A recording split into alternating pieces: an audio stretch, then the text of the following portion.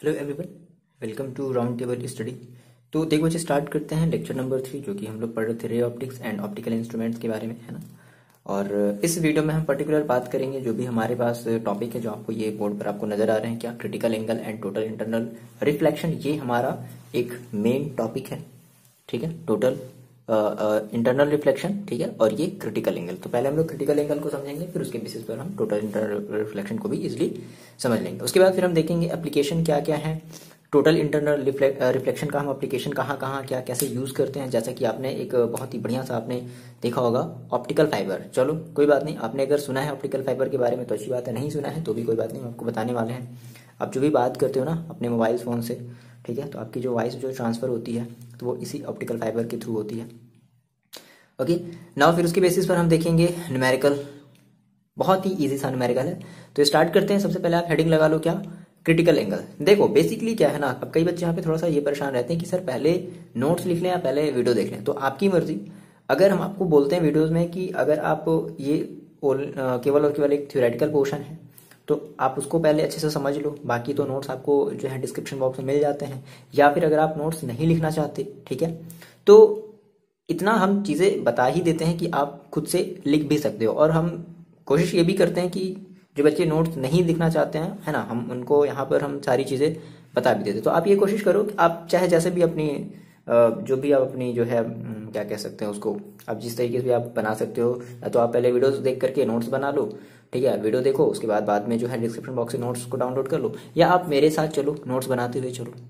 Okay start किया जाए। तो हेडिंग लगा लो बच्चे आप, क्या critical angle and total reflection, total internal. Okay तो सबसे पहले हम बात करेंगे अपने क्रिटिकल एंगल की।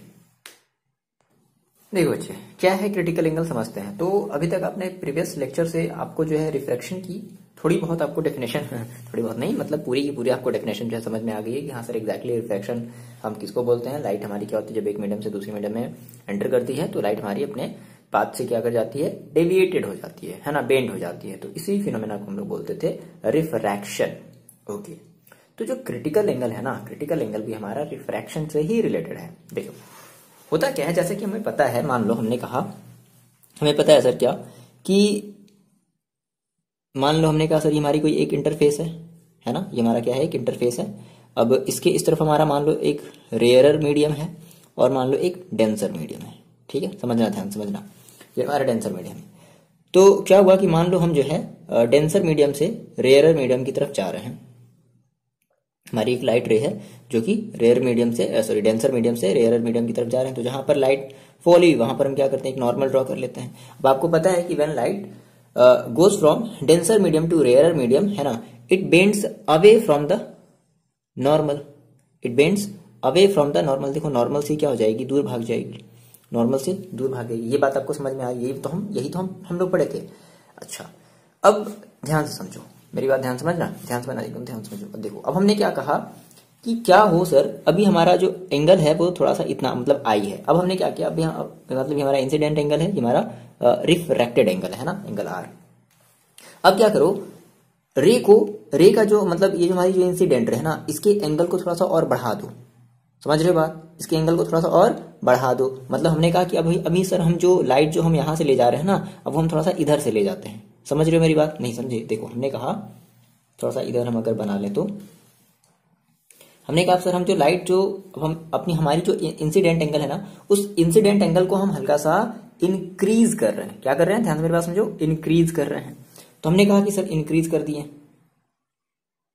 क्या हो गया, हमने अपने इंसिडेंट एंगल को हमने देखो क्या किया, हमने इंक्रीज कर दिया। इमेजिन करो जस्ट अब हम ये रे लाइट यहां से ना फॉल करा करके हम कुछ ऐसे फॉल करा रहे हैं। तो अब ऐसी बात है भाई, हमारा एंगल अब देखो इतना बड़ा हो गया। एंगल हमेशा नॉर्मल के साथ बनाया करो, है ना, हमेशा नॉर्मल के साथ। जो हमारी रे है, रे और नॉर्मल के बीच हमेशा एंगल इंसिडेंट एंगल, रे रिफ्रैक्टेड रे और नॉर्मल के बीच हमेशा हमारी angle refraction, angle of refraction, ठीक है।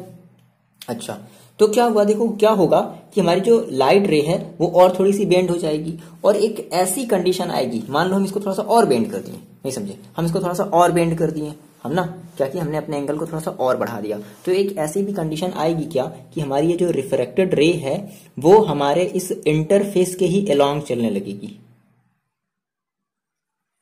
नहीं समझे, इमेजिन करो आपके पास एक टॉर्च है, आप एक ग्लास में टॉर्च को ऐसे जला रहे हो, तो अभी आपने टॉर्च जलाया, अच्छा ठीक है भाई, रे आपकी दूसरी तरफ रिफ्लेक्टेड होगी, फिर आपने टॉर्च का एंगल थोड़ा सा और, मतलब जो अब जो रे अभी ऐसे ऐसे ग्लास के ऊपर जो डाल रहे थे, अब थोड़ा सा और ऐसे कर दिया हमने, समझ गए, और ऐसे कर दिया है ना। देखो एंगल हमने थोड़ा सा, मतलब हमने थोड़ा सा और अपना रे को थोड़ा सा और टेढ़ा कर लिया, दैट मींस हमने अपना इंसिडेंट एंगल थोड़ा सा और इंक्रीज कर लिया।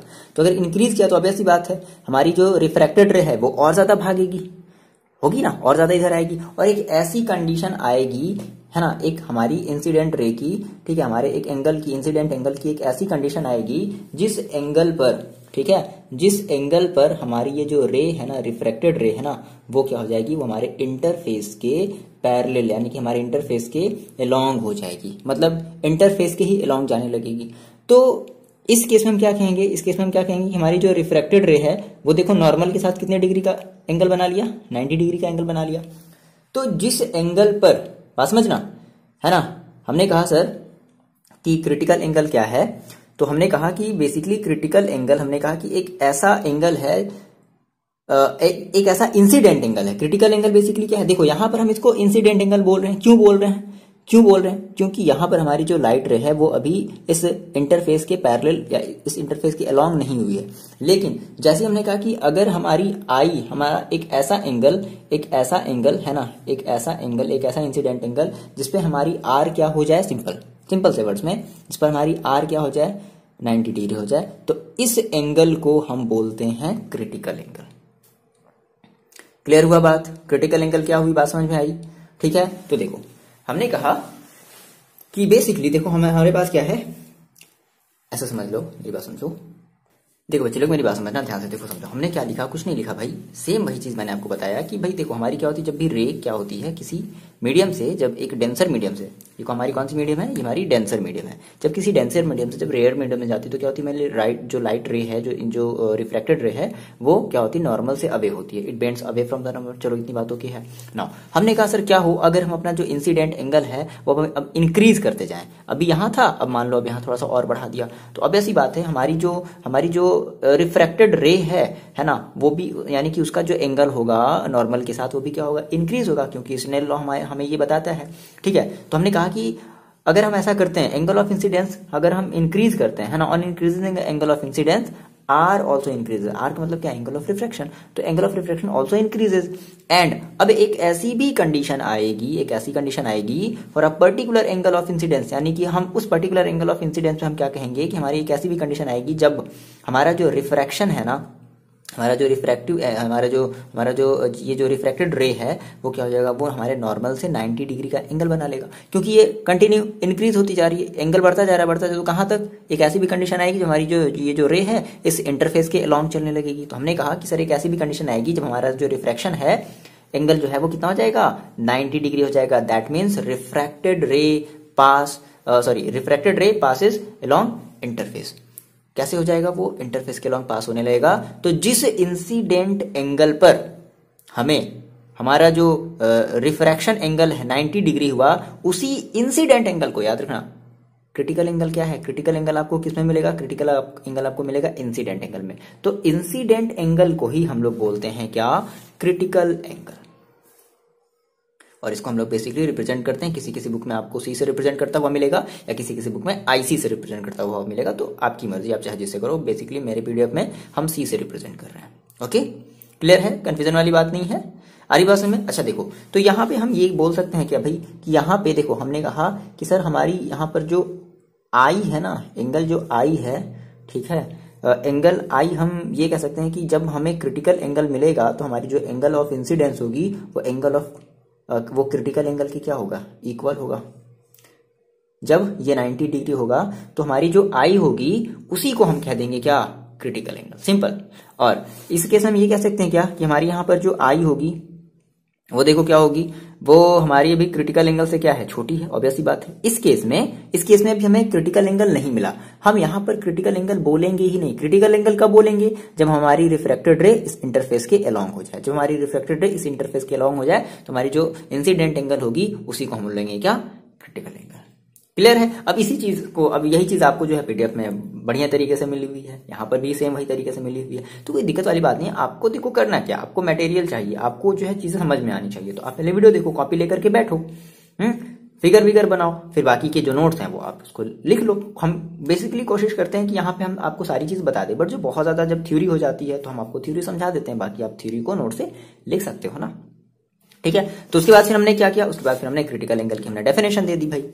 क्या हो गया डेफिनेशन, देख लिया जाए। देखो क्या है डेफिनेशन, सिंपल। इसका डेफिनेशन क्या है भाई, the critical angle that means C for two given media is the angle of incidence, यानी कि क्रिटिकल एंगल जो है ना हमारी एक special condition of incident angle ही है, मतलब इंसिडेंस एंगल को ही हम क्रिटिकल एंगल बोल रहे हैं। कब, इन द, अच्छा एक बात इंपॉर्टेंट बात क्या है कि हमारा जो क्रिटिकल एंगल मिलेगा वो हमेशा और हमेशा डेंसर मीडियम में ही मिलेगा, यानी कि अगर आपको क्रिटिकल एंगल ऑब्टेन करना है तो आपको एक रे को जो है डेंसर मीडियम से रेयरर मीडियम की तरफ पास कराना होगा, पहली कंडीशन है ये, ठीक है। For which the angle of refraction in the rarer medium is 90 degree, यानी कि ऐसी हमारी इंसिडेंट एंगल, जिस एंगल पर हमारा जो एंगल ऑफ जो रिफ्रैक्शन है वो क्या बन जाए, रेयरर मीडियम में 90 डिग्री हो जाए, तो उसी एंगल को हम लोग कहते हैं क्रिटिकल एंगल। क्लियर है। अब ये जो क्रिटिकल एंगल है, अब ये हर मीडियम के लिए अलग अलग होता है। जैसे अगर हम बात करें ग्लास की और एयर की, जैसे कि हमने ये जो लिया, हमने ये ग्लास और एयर के लिए हमने लिया है, तो ग्लास और एयर का जो हमारा जो क्रिटिकल जो एंगल होता है वो होता है 42 डिग्री। किसके लिए, critical angle for glass air, किसके लिए है ये भाई, ग्लास एयर क्या कह दिया जाए, interface, okay. Glass air interface के लिए हमारी जो क्रिटिकल एंगल है वो कितनी है, हर मीडियम के लिए अलग अलग होता है। क्लियर है, ओके। अच्छा, और बेसिकली ये कलर ऑफ लाइट पर भी डिपेंड करती है, जैसे वो है ना कि जब हम किसी लाइट को जब एक प्रिज्म से जब पास कराते हैं तो जो हमारी लाइट है डिफरेंट कलर में क्या हो जाती है, डिस्पर्स हो जाती है, ठीक है। तो ये कलर ऑफ लाइट पर भी डिपेंड करता है, ऑब्वियस सी बात है। अबे हमें जो वहां पे लाइट की हमें जो कलर मिलती है वो बेसिकली किसके रीजन क्या है, लाइट की कलर मिलने का रीजन क्या है कि पर्टिकुलर कलर की लाइट की जो स्पीड है ना, वो जैसे जैसे डिक्रीज होती जाती है वैसे वैसे हमें रेड से फिर हम क्या चलते हैं, है ना, रेड की ओर की तरफ चलते हैं ना। तो सबसे पहले हमारा जो है रेड आता है, उसके बाद फिर लास्ट में हमारा जो है वायलेट आता है, ठीक है। तो ये सारी चीजें हैं, वो फिलहाल डिस्कशन करेंगे, अगर होगा टॉपिक में तो आगे देखेंगे। तो ये बात आपको समझ में आ गई है ना, क्रिटिकल एंगल आपको समझ में आ गया। नाउ आप यहां से नेक्स्ट मेन हेडिंग लगा लो, टोटल इंटरनल रिफ्लेक्शन। अगर आपको क्रिटिकल एंगल समझ में आना बच्चे तो आपको टोटल इंटरनल रिफ्लेक्शन भी समझ में आ जाएगा। लगा लिया हेडिंग, टोटल इंटरनल रिफ्लेक्शन। देखो बच्चे ध्यान समझना, मेरी बात ध्यान से एकदम समझो, क्या बोल रहा है, टोटल इंटरनल रिफ्लेक्शन। अच्छा देखने में कैसा लगा, अच्छा सर रिफ्लेक्शन वाले, सर हम फिर से रिफ्लेक्शन वाले पोर्शन में आ गए क्या, नहीं भाई रिफ्लेक्शन वाले पोर्शन में नहीं आए हैं। देखो क्या हुआ, अभी तक आपने क्या है, अभी तक आपने जो है क्रिटिकल एंगल को समझा था। क्या समझा था आपने, अभी देखो क्रिटिकल एंगल आपने देखो अभी क्या समझा था, आपने कहा कि सर हमारे पास कोई एक मीडियम होता है, ये हमारा मान लो रेयर मीडियम है, ये हमारा डेंसर मीडियम है, और ये हमारा मान लो यहाँ पर हमारी कोई लाइट अगर फॉल हुई तो क्या होता है, वैसी बात है सर, हम ये जानते हैं कि लाइट हमारी जो है वो क्या होती है, बेंड्स होती है अवे फ्रॉम दी नॉर्मल, है ना। फिर हमने कहा सर हमने एक स्पेशल एंगल हमने ऑब्टेन किया, वो हमारी स्पेशल एंगल क्या थी, हमने कहा कि जब सर हमने क्या किया, हमने अपने इंसिडेंट रे को हमने इतना कुछ ऐसे एंगल पर मोड़ दिया, ठीक है, हमने कुछ ऐसे एंगल पर हमने फॉल कराया अपने इंसिडेंट रे को कि जिससे हमारा जो रिफ्रैक्टेड रे है ना वो अपने रेयरर मीडियम में क्या हुआ, नॉर्मल के साथ 90 डिग्री का एंगल बनाया। तो यही हमारा जो इंसिडेंट एंगल था, इसी इंसिडेंट एंगल को हमने बोल दिया क्रिटिकल एंगल बोल दिया।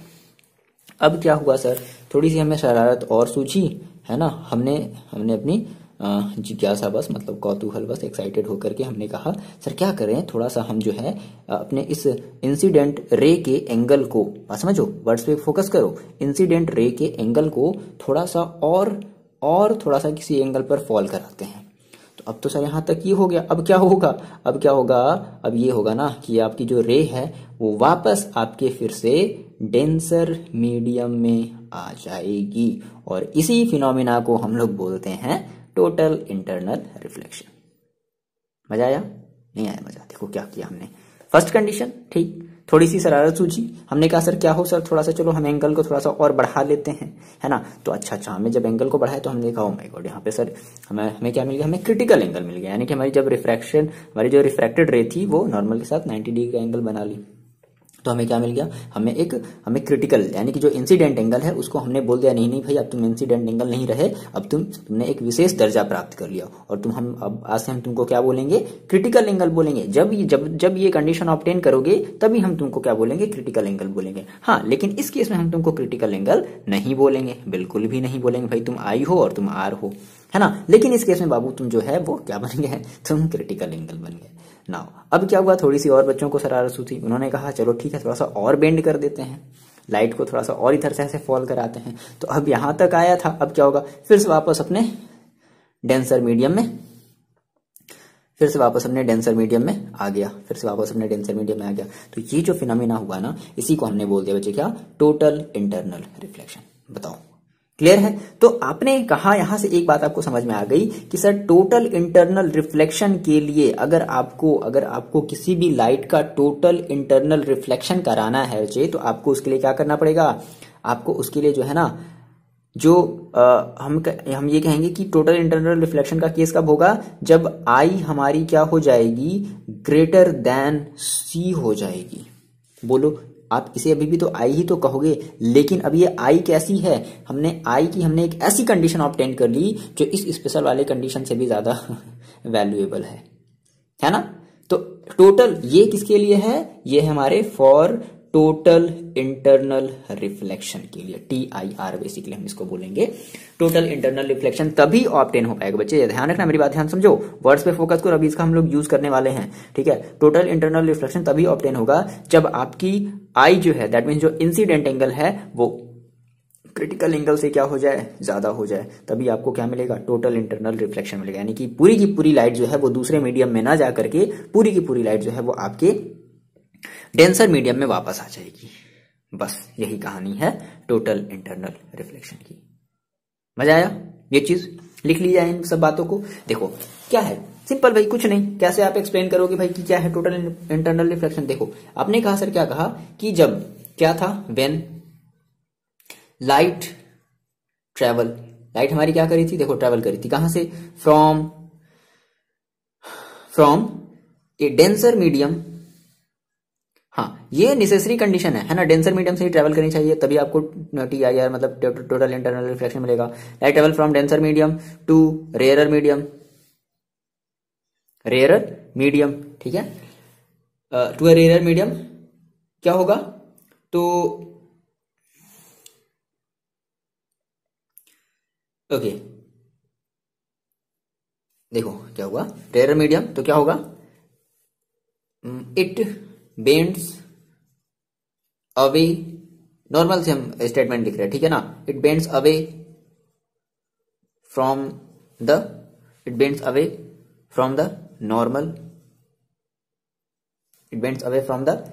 नॉर्मल, ठीक है। अच्छा ये हुआ, फिर हमने कहा कि an angle greater than critical angle. अब क्रिटिकल एंगल का मतलब आपको समझ में आ रहा है कि क्या है, N angle greater then, for an angle, ऐसे कर लेते हैं, स्टेटमेंट थोड़ा सा बना लेते हैं, for an angle greater than critical angle for two media, मतलब फॉर टू मीडियम या मीडिया कह लो, फॉर टू वो वाला मीडिया नहीं, समाचार वाला नहीं, फॉर टू,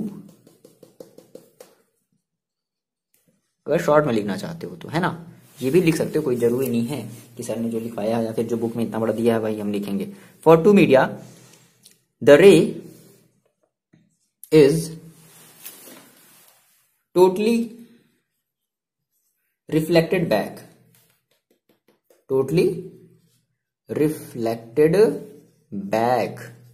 देखो हमारी रे क्या हो गई, टोटली क्या हो गई, रिफ्लेक्टेड बैक, कहां हो गई, इनटू डेंसर मीडियम, ठीक है। तो इसी को हम क्या कहेंगे, दिस फिनोमेना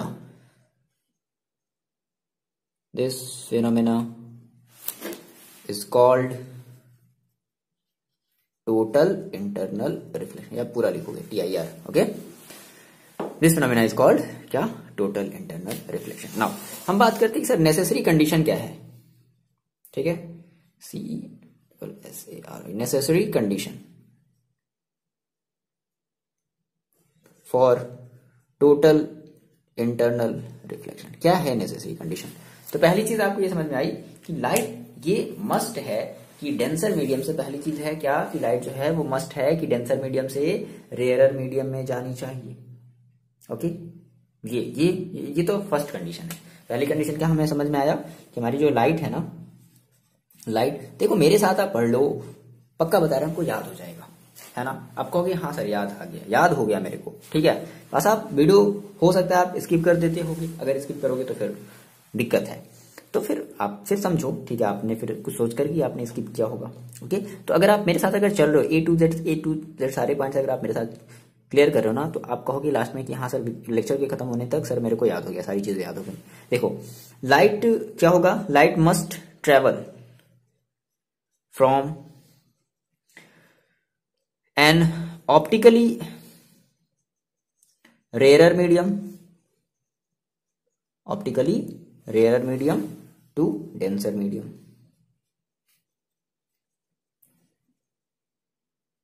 उल्टा लिख दिया, ऑप्टिकली डेंसर मीडियम, उल्टा हो गया।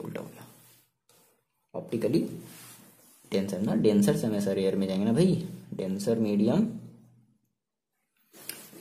टू रेयरर मीडियम, पहली कंडीशन। दूसरी कंडीशन क्या है? दूसरी कंडीशन के बिना तो TIR तो हमें मिलेगा ही नहीं। दूसरी condition, the angle, most important condition, the angle of incidence, that means I, ठीक है। इन डेंसर मीडियम, ये I है, ओके, फर्स्ट नहीं है। In denser medium must be greater than, है ना, देखो मैंने बताया ना, must be greater than the critical angle. बस हो गया, critical angle for two media.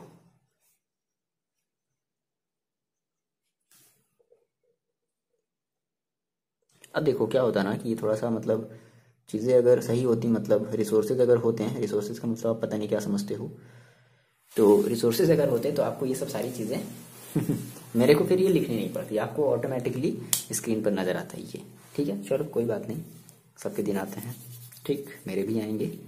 Okay, अभी तो हमने जस्ट, सर अभी तो आपने सर जस्ट स्टार्ट किया है ना, ठीक है, कोई बात नहीं, आप लोग मेरे साथ हो तो सब सारी चीजें सही हो जाएंगी। देखो तो हमने कहा sir angle of incidence in denser medium must be greater than the critical angle for two media, ये चीज मस्ट है। तो हमेशा याद रखना है कि जब भी हमें टोटल इंटरनल रिफ्लेक्शन की बात करेंगे तो ये वाली कंडीशन मस्ट है कि फॉलो होनी चाहिए हमेशा। जब भी हमारा आई, अगर कभी भी आई सी से अगर ग्रेटर हुआ तो वहां पर TIR का फिनोमेना अकर होगा।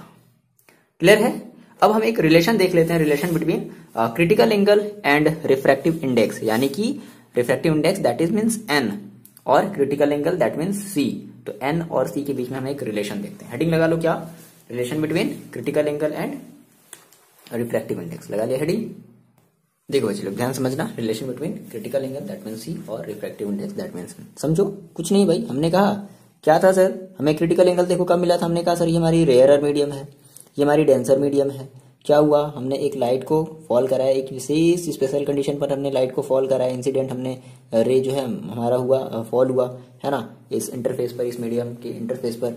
तो क्या हुआ, हमें हमारी जो रे है ना वो क्या हो गई, वो हमारी 90 डिग्री नॉर्मल से 90 रिफ्रैक्टेड 90 से डिग्री से होती हुई हमारी चली गई, है ना, अलॉन्ग इंटरफेस।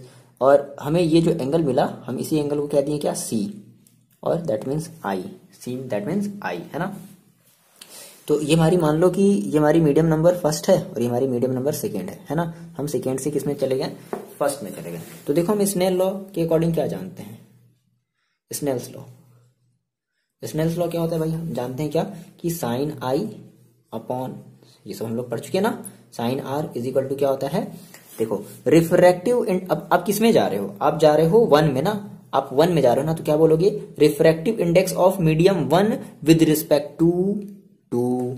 आपने कहा n, अब इसको हम सर कैसे लिखते हैं, n1 2। इसका क्या मतलब मैंने आपको बताया है, बताओ मेरे को, चलो आप बताओ, मतलब आप खुद से सोचो, क्या बताया मैंने आपको, रिफ्रैक्टिव इंडेक्स ऑफ, जिसमें हम जा रहे हैं, किसमें जा रहे हैं भाई, 1 में जा रहे हैं, तो refractive index of medium 1 with respect to medium, किससे जा रहे हैं, 2 से जा रहे हैं, with respect to medium, with respect to medium 2।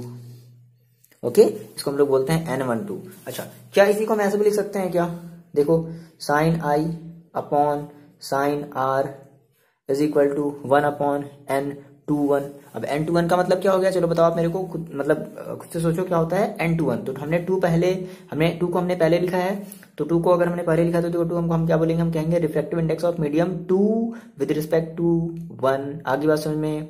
अच्छा, फिर हमने कहा सर हमें एक ऐसी कंडीशन मिली है ना, हमने इतना ज्यादा बदमाशी किया, हमने मतलब इतनी ज्यादा हमने शरारत करी कि हमारी जो आई है वो किसके इक्वल हो गई, सी के इक्वल हो गई, ठीक है। और मान लो एनसीईआरटी में तुम्हारा बोलता है आई सी के इक्वल हो गई, है ना। तो उस केस में हमें आर देखो क्या मिला, 90 डिग्री मिला। आर क्या मिला, 90 डिग्री मिला। तो आई की जगह क्या रख लें, सी रख लें, आर की जगह क्या रख लें, 90 रख लें। So sine c upon sine 90 degree is equal to 1 upon n21। Finally देखो क्या मिलेगा, साइन सी की जगह साइन सी छोड़ देते हैं, अपॉन साइन 90। तो साइन 90 की वैल्यू कितनी होती भाई, 1 is equal to 1 upon n21 बोलते हैं। सो n21 इज इक्वल टू देखो कितना हो जाएगा, 1 अपॉन साइन सी, या नॉर्मली हम इसको n भी बोल सकते हैं, 1 अपॉन साइन सी। बोलो, है ना। रिफ्रैक्टिव इंडेक्स अब हम कह सकते हैं, मान लो अगर आपने ग्लास लिया है तो आप क्या कहोगे, रिफ्रैक्टिव इंडेक्स ऑफ ग्लास। वो ऑलरेडी अंडरस्टूड है, विद रिस्पेक्ट टू आप किसके ले रहे हो, आपने कहा sir refractive index of glass with respect to भाई n21 का मतलब क्या, तो रिफ्रैक्टिव, मान लो ये ग्लास है, ये मान लो एयर है, तो refractive index of glass with respect to air is equal to 1 upon sine C. यही आपका रिलेशन है। और लास्ट में हम इसी रिलेशन से रिलेटेड न्यूमेरिकल करेंगे, बहुत ईजी होते हैं और आते हैं एग्जाम में, कई बार आए हैं, तो मे भी हो सकता है इस बार तो ऐसे ही पैंडेमिक है तो शायद थोड़ा सा जो सीबीएसई वाले जो पेपर बनाने वाले जो टीचर हैं वो आप बच्चों पर थोड़ा सा मेहरबान हो जाएं कि भाई चलो, तो बच्चे वैसे ही पूरे साल जो है सफ़र किए हैं, सफ़र कहाँ किए हैं सर, मज़े लिए हैं, वो तो बात की बात है, घर में बैठे बैठे सर रोटी तोड़ रहे हैं, नहीं चलो कोई बात नहीं, सभी को यही कर रहा है यार इसका आजकल, मतलब क्या ही है, मतलब क्या ही बताया जाए, पूरी की पूरी, मतलब चलो जाने तो फिलहाल, कभी और इन सब बातों पर बात किया जाएगा जब आप फ्री हो जाओगे तब। ओके, तो हमने यहाँ से एक रिलेशन हमने एस्टेब्लिश किया। चलो आप मेरे को यहाँ तक बताओगे बच्चे कि आप मेरे को सर यहाँ तक मेरे को सर कोई भी प्रॉब्लम नहीं है, ठीक है, यहाँ तक मेरे को कोई भी प्रॉब्लम नहीं है। अच्छा, n21 का देखो, मतलब आप देखो और क्या समझ सकते हो, तो हम ये इसको हम ऐसे भी लिख सकते हैं क्या, n12, ठीक है। और n12 का मतलब देखो, n12 का मतलब क्या है कि refractive index of medium first with respect to 2, तो दैट मीन्स वेलोसिटी, याद आया क्या पिछले वाले चैप्टर से, वेलोसिटी ऑफ लाइट किसके रिस्पेक्ट में ले रहे हैं, 2 के रिस्पेक्ट में ले रहे हैं ना, तो velocity of light in medium 2 upon किसका, हम किस में जा रहे हैं, 1 में जा रहे हैं ना, तो velocity of light in medium first. नहीं भाई, n12 का मतलब क्या था, मैंने आपको बताया था कि जिसके रिस्पेक्ट में लेते हैं उसकी वेलोसिटी को ऊपर रखते हैं। तो किसके रिस्पेक्ट में ले रहे हैं सर, 2 के रिस्पेक्ट में, तो मीडियम 2 में लाइट की वेलोसिटी ऊपर रहेगी, अपॉन मीडियम फर्स्ट में लाइट की वेलोसिटी नीचे रहेगी, है ना, डिवाइड में ये होगा। ये तो पिछला वाला आप लेक्चर देखो, भूल गए क्या, n12 का मतलब क्या, जिसके रिस्पेक्ट में लेते हैं उसको ऊपर लिखते हैं, जिसका निकालते हैं उसको नीचे रखते हैं, बस इतनी सी बात है इतनी सी बात है सर। अरे बात में तो आपको टोटल इंटरनल रिफ्लेक्शन समझ में आया, आप ये कमेंट करके बताओगे, हाँ सर आगे बड़ी इजी तरीके से समझ में आया सर, ठीक है ना। नाउ अब यहाँ से देखो हमारा थोड़ा सा थ्योरेटिकल पोर्शन स्टार्ट होता है, तो यहाँ पे चीज़ों को आपको समझनी है, और जितनी भी चीज़ें आपको अब इतनी सारी चीज़ें हम यहाँ पर नहीं लिख सकते ना, क्या होता है कि अगर वो रिसोर्सेज होते हैं, रिसोर्सेज का मतलब आप समझ रहे हो ना, समझ रहे होगे, तो कुछ बच्चे हैं जो समझदार बच्चे जो समझ रहे होंगे, तो अगर मेरे पास रिसोर्सेज होता तो कोई बात नहीं, रिसोर्सेज का सर रोना नहीं रो रहे हैं सर, आप तो रोना रो रहे हैं, रिसोर्सेज का नहीं यार, रोना नहीं रो रहे हैं, बात है, ठीक है। अब सभी की ख्वाहिश होती है भाई, मतलब क्या ही है, मतलब चलो ठीक है, तो होता तो क्या करते, उस पर सारी चीज़ें आपको लिखाई मिल जाती, मज़ा आ जाता देख करके, नहीं मेरे को भी मज़ा आता, उन चीज़ों पर पढ़ाने में। हाँ अब सर समझ में आया क्या बात कर रहे हैं, होगा होगा सर, चलो कोई बात नहीं, सब चीज़ें होती हैं यार, बाद में होंगी, अभी तो सर मैंने स्टार्ट किया है ना। ओके तो स्टार्ट किया है और स्टार्ट जो है इसको ख़त्म तो नहीं करना है ना। ओके बातों ही बातों में सर आप भाग जाते हैं बहुत ज़्यादा। चलिए भाई आते हैं मुद्दे पर। बहुत सारी चीज़ें होती हैं ज़िंदगी में। ज़िंदगी जो है ना, लाइफ जो है ना, वो अनसर्टेनिटी से भरी पड़ी है, कब क्या हो जाए है ना, कोई नहीं जानता। ओके सर, ठीक से बहुत सारी बातें हो गई। आ जाओ नाउ, आप हेडिंग लगा लो, total internal reflection in nature and its application. ठीक है, इट्स इंपॉर्टेंट एप्लीकेशन। मतलब कि हम ये जो टोटल इंटरनल रिफ्लेक्शन हम ये देख रहे हैं, तो हम इसका एप्लीकेशन कहाँ कहाँ देखते हैं, नेचर में, या फिर क्या हम इस टेक्निक का कहीं यूज भी करते हैं? बिल्कुल करते हैं, है ना। आप जब होता है ना इस एज में बच्चे जो बेसिकली, ठीक है आप भी बात करते हैं आगे, तो उसका भी यूज है, मतलब इम्पोर्टेंस, मतलब एक ये इम्पोर्टेंट, हम इसका एक टेक्नोलॉजिकल इम्पोर्टेंट भी है। कैसे, देखो बात में, तो आप हेडिंग लगा लो क्या, total internal reflection in nature and it's important applications, लगा लिया। चलो देखो क्या है ये चीज समझते हैं। यहाँ से ये थोड़ी सी थ्योरी वाली चीजें हैं, तो आपको करना क्या है, आपको चीजों को पहले अच्छे से समझना है। यहाँ से हम समझेंगे कि सर ये हमारा मिराज क्या होता है। मिराज वाला आपने एक गाना भी सुना होगा, है नहीं सुना, कोई बात नहीं, जाने दो, मत सुनो। हाँ आप ये मत करना कि नहीं सर ने बोल दिया तो हम चले यूट्यूब पे सर्च करें मिराज वाला गाना, है जाने दो, आ जाओ। ठीक, चलो भाई हेडिंग लगा लिया आपने, हम भी लगा लेते हैं। ओके देखो जी, ये थोड़ा सा थ्योरेटिकल पोर्शन है, तो आपको थोड़ा सा नोट्स का हेल्प लेना ही पड़ेगा। समझते हैं क्या है।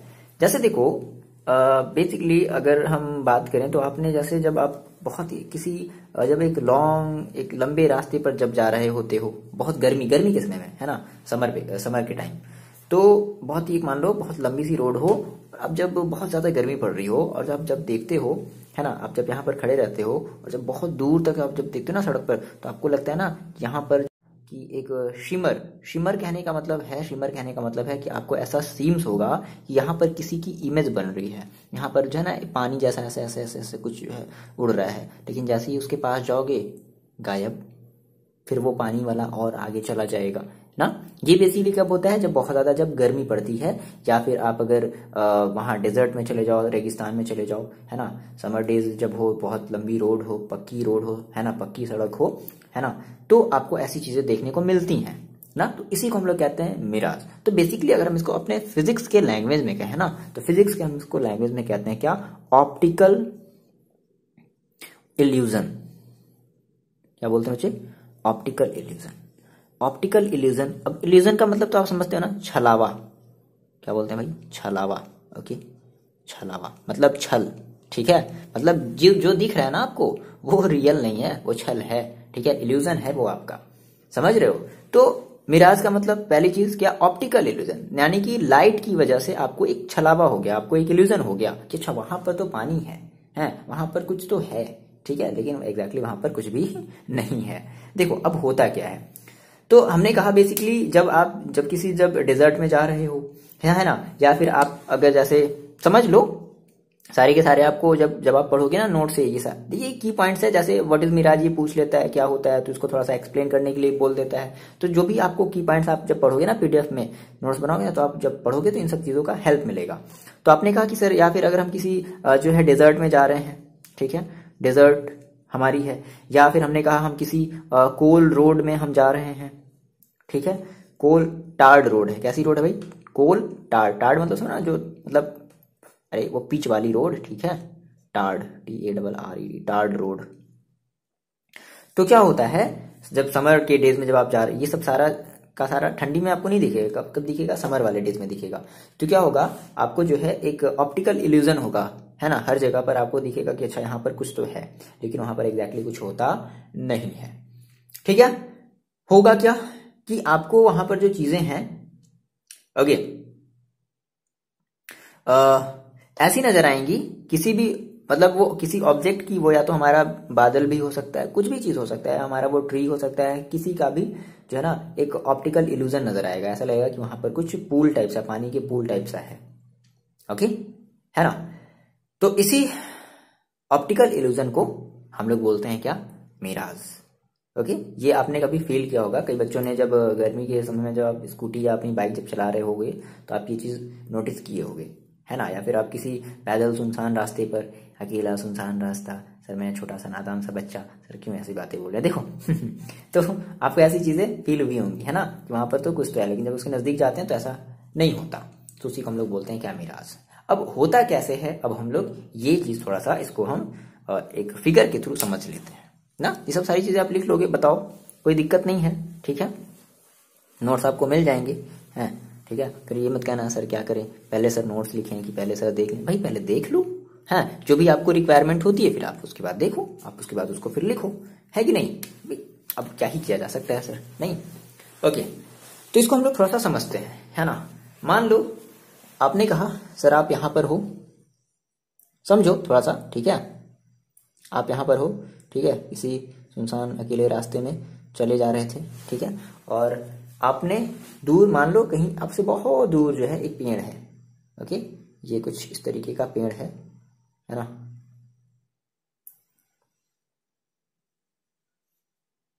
और ये आपकी हॉरिजॉन्टल लाइन है, मतलब आप और पेड़ जो है वो एक ही लाइन में खड़े हो ना, है ना,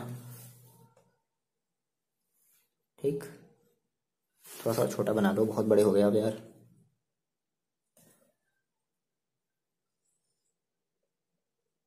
है सर, छोटा बना दिया मेरे को, ठीक। देखो ड्राइंग अच्छी नहीं, देखो क्या चीज है, समझो, फील करो ये चीज, ठीक है। क्या मतलब आपसे अच्छा, ठीक ठीक, चलो जाने दो। तो आपको फिगर अपनी अच्छी बनानी है ना, तो ठीक है, कोई बात नहीं, आप प्रैक्टिस करो। आपने अगर फाइन आर्ट्स लिया है तो आप प्रैक्टिस करो। मेरी फाइन आर्ट्स अच्छी नहीं है, ठीक, हमें पेंटिंग वेंटिंग नहीं आता।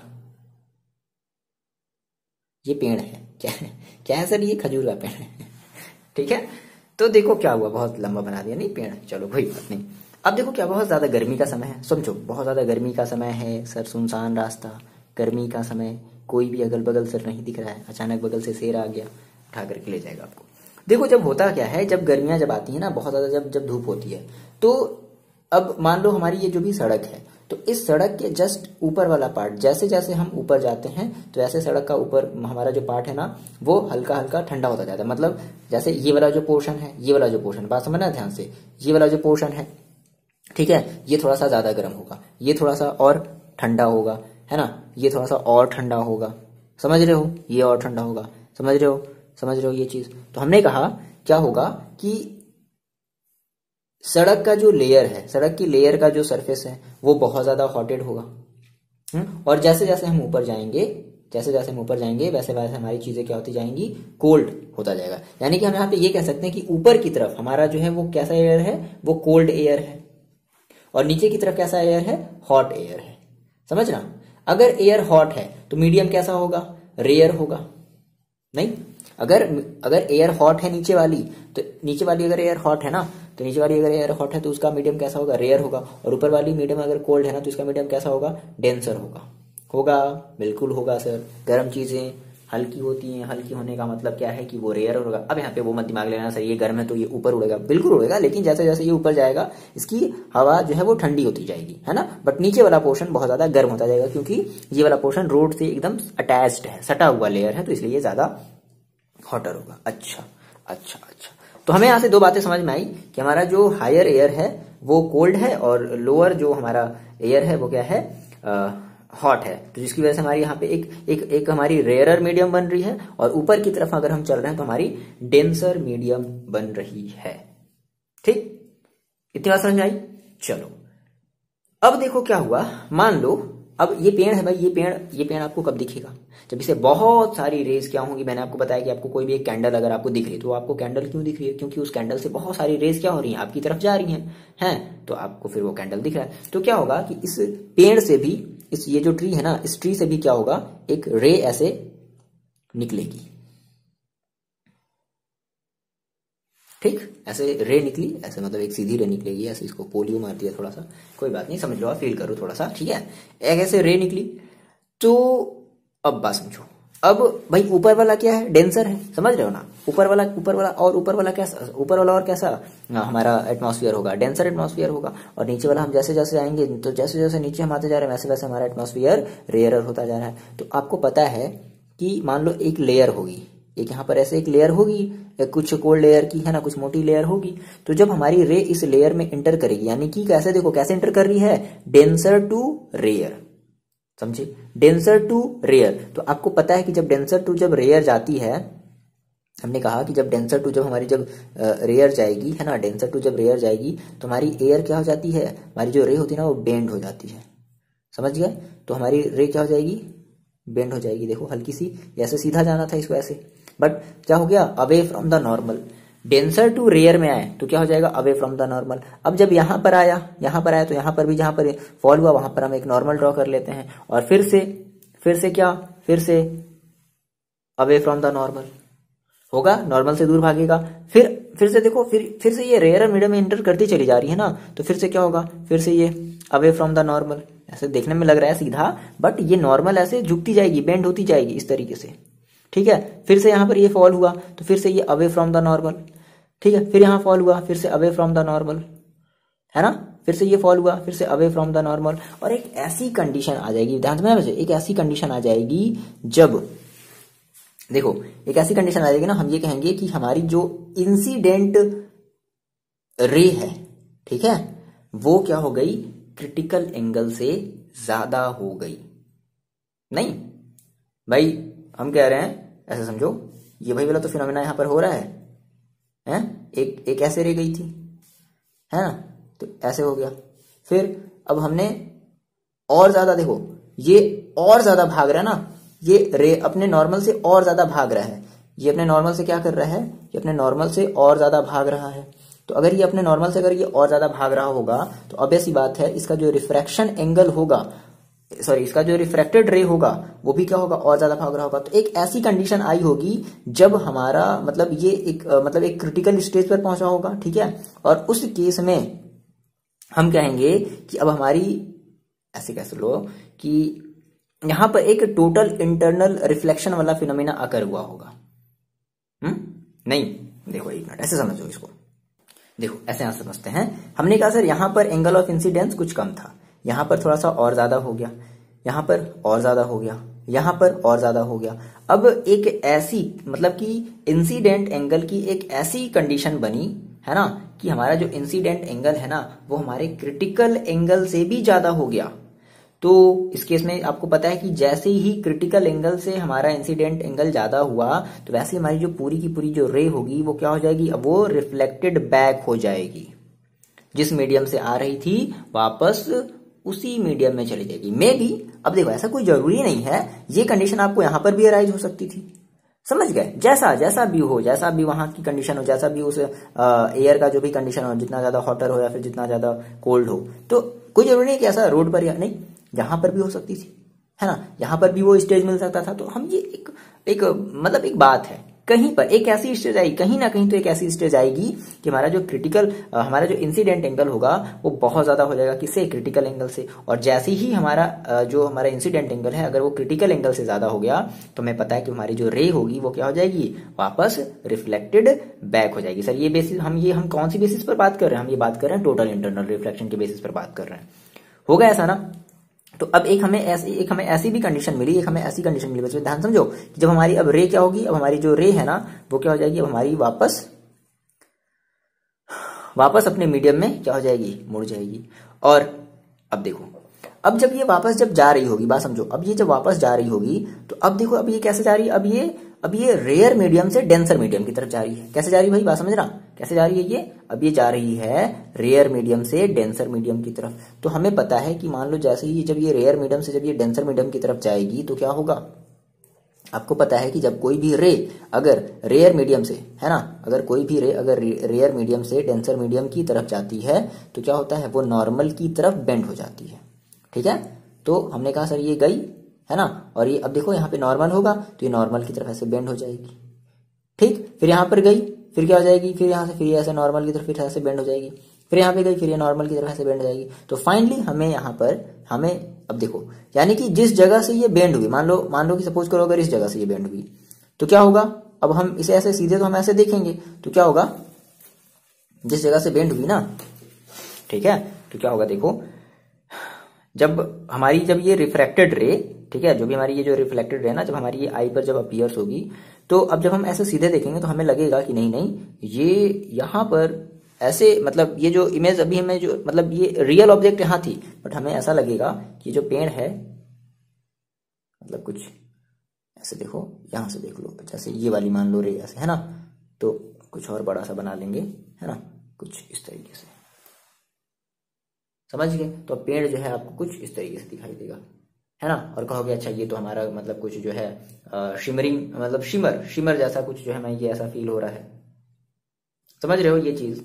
ड्राइंग पर मत जाओ, भावनाओं को समझो, ठीक है। ये क्या बना दिए सर, पता नहीं क्या बना दिए, देख लो जो भी है, ठीक है। तो ये चीज होता है, समझ रहे हो यहाँ पर एग्जैक्टली क्या हो रहा है कि आपकी जो रे है वो जैसे जैसे, सिंपल सी बात है कि कोल्ड एयर से रे क्या हो रही, जब ट्रेवल करेगी हॉटर एयर में आएगी तो हमेशा अपने पाथ को क्या करेगी, बेंड करेगी, है ना, अपने रे को बेंड करेगी। कैसे बेंड करेगी, तो अवे फ्रॉम द नॉर्मल, क्योंकि हम ये फॉर्मूला, हम ये रूल है ना भाई, डेंसर से रेयर में जाएगी तो अवे फ्रॉम द नॉर्मल, और जब रेयरर से जब डेंसर में जाएगी तो, है ना, टूवर्ड्स द नॉर्मल की तरफ चलेगी, है ना।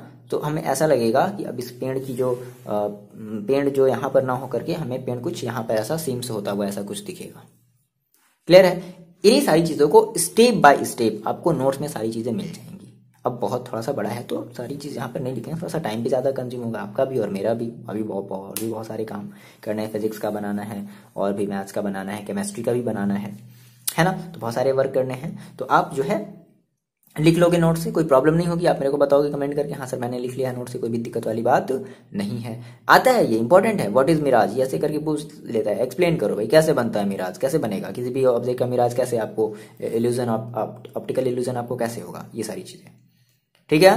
लिख लोगे, कमेंट करके आप बताओगे ये आपको मिराज समझ में आया, कैसे क्या बनना है। तो यहाँ पे सारा का सारा काम किसका है, कोल्ड एयर का और हॉट एयर का, है ना। बेसिक का यहाँ पे काम है टोटल इंटरनल रिफ्लेक्शन का, यहाँ पर वर्क हो रहा है, और आप क्या है टोटल इंटरनल रिफ्लेक्शन आपको पता है। क्लियर है, ओके। देखो बच्चे, दूसरा हमारा जो मोस्ट इंपॉर्टेंट एप्लीकेशन है, ठीक है, तो बेसिकली, है ना, जिस तरीके से हमें, देखो आपको क्या लगता है कि डायमंड अगर आपके पास है तो क्या मतलब डायमंड की, देखो क्या है ना कि डायमंड एक स्पेशल शेप की वजह से ही चमकता है, शाइनिंग करता है, ब्रिलियंसी ऑफ डायमंड। तो रीजन क्या, मैंने आपको बताया कि ब्रिलियंसी ऑफ डायमंड यानी कि इसमें भी हमारा कौन सा फिनोमेना, पहले ऐसे समझो, बात समझो कि ब्रिलियंसी ऑफ डायमंड यानी कि डायमंड की जो चमक होती है वो बेसिकली किस पर डिपेंड करती है, वो भी डिपेंड करती है हमारी टोटल इंटरनल रिफ्लेक्शन पर। अगर देखो कहते हैं ना डायमंड जो है हर कोई नहीं बनाता, मतलब उसको जो कटिंग करने वाला काम होता है ना वो इम्पोर्टेंट है। जैसे कि एक मिनट, जैसे देखो आपको ये एक फिगर में दिख रहा होगा, एक minute just wait a minute, देखो आपको इस फिगर में दिख रहा होगा, दिख रहा है ना, देखो ये आपका जो फर्स्ट फिगर है वो है आइडियल कट, ठीक है, और कट टू डीप, है ना, और कट टू शैलो। तो इन दोनों केसेस में, ये जो लास्ट की जो दो केसेस है ना, कट टू डीप और कट टू शैलो, इनमें आपकी जो डायमंड है ना वो ज्यादा चमक क्रिएट नहीं करेगी, यानी कि ज्यादा ब्रिलियंसी क्रिएट नहीं करेगी। यानी कि एक इसका एक डेफिनेट शेप में हमें इसे क्या करना होता है, पहली बात इतनी आपको क्या समझ में आई कि हमें इसके डेफिनेट शेप में कट करना होता है। अब देखो इस कट करने से देखो फायदा क्या होता है, देखो तो थोड़ी सी बातें पहले हम यहाँ पे ये समझते हैं, आपको ये फिगर से चीजें थोड़ी समझ में आए कि केवल डायमंड इसलिए भी है, मतलब वो इसलिए भी चमक रहा है क्योंकि उसकी हम कटिंग वैसी कर रहे हैं। अगर खराब कटिंग कर दोगे ना तो फिर वो उसकी चमक फिर वैसी नहीं मिलेगी जैसे नॉर्मल डायमंड की, मतलब एक अच्छे डायमंड की होती है। तो सबसे पहले हमने कहा कि भाई ये हमारा क्या है, टोटल इंटरनल रिफ्लेक्शन पर क्या है भाई, बेस्ड है। पहली चीज क्या है भाई, ये टोटल इंटरनल रिफ्लेक्शन पर बेस्ड है। अच्छा, अब आपको पता है आपने क्लास 10th में ये पढ़ा था कि जो डायमंड की जो रिफ्रैक्टिव इंडेक्स होती है काफी ज्यादा, सबसे ज्यादा हाई होती है। कितनी होती है, लगभग एक मिनट देखो सबसे ज्यादा होती है, लगभग हमने ये पढ़ा था कितनी होती है, 2 पॉइंट समथिंग, है ना, ठीक है। रिफ्रैक्टिव इंडेक्स बहुत ज्यादा होती है। अच्छा, तो अब देखो रिफ्रैक्टिव इंडेक्स ज्यादा होने की वजह से भाई इसका जो क्रिटिकल एंगल होगा वो क्या होगा, बहुत ज्यादा छोटा होगा। सर आपने कहा सर कैसे, हाउ, हाउ सर हाउ। देखो अरे यार ये तो बड़े अजीब लोग हैं ये। ओके देखो फालतू जो वीडियो एडिटिंग का टाइम बढ़ा देते हैं लोग। ओके तो देखो हमने कहा सर कि इसकी रिफ्रैक्टिव इंडेक्स क्या होती है, बहुत ज्यादा होती है। तो रिफ्रैक्टिव इंडेक्स होने की वजह से, ज्यादा होने की वजह से इसका जो क्रिटिकल एंगल है वो काफी स्मॉल होगा। अब बात समझो, तो आपने कहा सर अगर क्रिटिकल एंगल अगर स्मॉल है तो अगर हम थोड़ी सी भी अपनी लाइट को अगर बेंड कर देना, थोड़ी सी भी लाइट को अगर हम इस क्रिटिकल एंगल से ज्यादा अगर हम अपनी लाइट को थोड़ी सी अगर बेंड कर दें, दैट मीन हम 25 डिग्री अगर कर दें, तो बस क्या मिलेगा हमें, टोटल इंटरनल रिफ्लेक्शन होगा। अब तो डिपेंड करता है कि हमने डायमंड को कट कैसे किया है। जैसे मैंने आपको फिगर में दिखाया था ना, देखो आप अपना फिगर फिर से देखो, ठीक है, थोड़ा सा बैक करके। तो आपने कहा था ना कि जो हमारी जो फेसेस होती है वो हमने कहा था faces of diamond are so cut that light entering the crystal surfaces, ठीक है, the total internal reflexes repeatedly and hence gets collected. समझ रहे हो? देखो सॉरी हमने यहां पे कहा क्या, सफर्स, सॉरी सरफेसेस नहीं सफर्स, लाइट की मतलब जो लाइट जब इंटर करेगी उस क्रिस्टल के अंदर, उस डायमंड के अंदर, ठीक है, जैसे मान लो लाइट आई, तो अब बहुत सारे कट्स हमने डायमंड में किए हुए हैं, तो जो लाइट होगा ना वो क्या करेगा, उस क्रिस्टल के अंदर बहुत ज्यादा सफर करेगा। देखो सफर करेगा तभी तो चमकेगा ठीक है, तो जितना ज्यादा सफर करेगा उतना ज्यादा चमकेगा, है ना। क्या हुआ भाई, सफर हुआ, लाइट का सफर हुआ, ठीक है। तो अब उस सफर के थ्रू लाइट हमारी क्या हो गई, टोटली क्या हो गई, रिफ्लेक्ट हो गई, और है ना, रिफ्लेक्ट हो गई। और जब वो बाहर जब निकल रही है तो वो किसी एक पर्टिकुलर मतलब ऐसे समझ लो, है ना, collected inside but it comes out through only a few faces, है ना। और जो भी हमने पोर्शन कट किया है वो केवल उन्हीं पोर्शन के थ्रू क्या होगी, वो लाइट जो है बाहर आएगी। और जिस पोर्शन के थ्रू बाहर लाइट आई, जब आप उस पोर्शन के थ्रू आप कहोगे तो कहोगे सर ये तो डायमंड जो है चमक रहा है, आप सरप्राइज हो जाते हो। जैसे डायमंड देखा नहीं है, कुछ बच्चों ने देखा होगा बट मैंने नहीं देखा, आप कमेंट करके बताओगे सर आपने, मतलब रियल वाला, वो एड वाला नहीं, टीवी वीवी वाला नहीं, ऐसे रियल आपके सामने ऐसे डायमंड रखा हो, ये डायमंड आपके सामने ऐसे रखा हुआ हो, मतलब रियल आप उसने है, तो आप कमेंट करके बताओगे। वैसे तो हम लोग जो है नहीं देखें भाई, गरीब आदमी कहाँ से देखेंगे तो शायद आप में से कुछ बच्चों ने देखा होगा तो आप कमेंट करके बताओगे, हाँ सर मैंने देखा है, इतना छोटा सा ही देखा लेकिन सर देखा है, ठीक है, आप ही बताओगे मेरे को कमेंट करके। ओके तो ये फिनोमिना होता है, डायमंड जो आपको जो शाइनिंग नजर आती है ना, वो इसी टोटल इंटरनल रिफ्लेक्शन की ही वजह से नजर आती है। तो आपको ये भी समझ में आ गया कि जो ब्रिलियंस ऑफ जो डायमंड है वो हमारे टोटल इंटरनल रिफ्लेक्शन की वजह से होता है। और बेसिकली ये डिपेंड करता है कट पर, कट अगर अच्छा हुआ होगा डायमंड का तभी वो हमारी क्या होगी, उसकी अच्छी ब्रिलियंसी होगी, अदरवाइज फिर पुअर ब्रिलियंसी होगी, चमकेगा ही नहीं। वो कहोगे सर ये डायमंड है, नहीं ये डायमंड ही नहीं है। समझ रहे हो, ये बात आ रही समझ में? ओके तो नाउ हम अपनी बात करते हैं next important most important topic की, ऑप्टिकल फाइबर्स के बारे में। चलो हेडिंग लगा लो बच्चे, अब क्या, ऑप्टिकल फाइबर। देखो बच्चे समझते हैं ऑप्टिकल फाइबर्स को। यहाँ पे फाइबर की स्पेलिंग में कंफ्यूज मत हो जाना, कुछ बच्चे लिखते हैं FIBRES और कुछ बच्चे लिखते हैं FIBER, है ना, तो वो अपना अपना एक्सेंट होता है, क्या बोलते हैं उसको, एक्सेंट बोलते हैं जो भी बोलते हैं ओके तो वो अपना अपना मतलब एक ब्रिटिश है और एक ब्रिटिश इंग्लिश है, एक अमेरिकन इंग्लिश है, तो कंफ्यूज नहीं होना है। ओके नहीं कहोगे सर आपने स्पेलिंग गलत लिखी, नहीं भाई गलत नहीं लिखे, सही लिखे, है ना। ओके अच्छा इस राइटिंग से मेरे को एक ध्यान आया, आप मेरे एक क्वेश्चन का जवाब दो। जैसे कि मान लो अगर जैसे मान लो मोस्टली इंडियंस जो हैं वो इंग्लिश बोलते हैं, इंग्लिश बोलने का सिंपल सा मान लो हमने कहा कि अगर क्या होता, हम लोग अगर जो हैं गुलाम होते, हम लोग गुलाम किसके थे, इंग्लैंड वालों के, यानी कि ब्रिटिशर्स के हम लोग गुलाम थे ना, इंग्लैंड ईस्ट इंडिया कंपनी आई थी ना। तो मान लो अगर हम लोग फ्रेंच जो है, फ्रेंच कंट्री के अगर हम लोग गुलाम होते, तो सबसे बड़ा मेजर चेंज हम लोग की लाइफ में क्या आता, आप ही कमेंट करके बताओगे। कुछ बच्चे समझ गए होंगे, नहीं, चलो भाई आगे बढ़ते हैं। देखो क्या है ऑप्टिकल फाइबर, तो जैसा कि आपने मार्केट में इस टाइप का कुछ मार्केट से, जैसे मैं आपको जो फिगर में आपको मैं जो दिखा रहा हूँ ना, इस टाइप की कभी आप चीज देखे हो मार्केट में, या फिर आपने कभी खरीद करके भी लाई होगी इस टाइप की चीजें।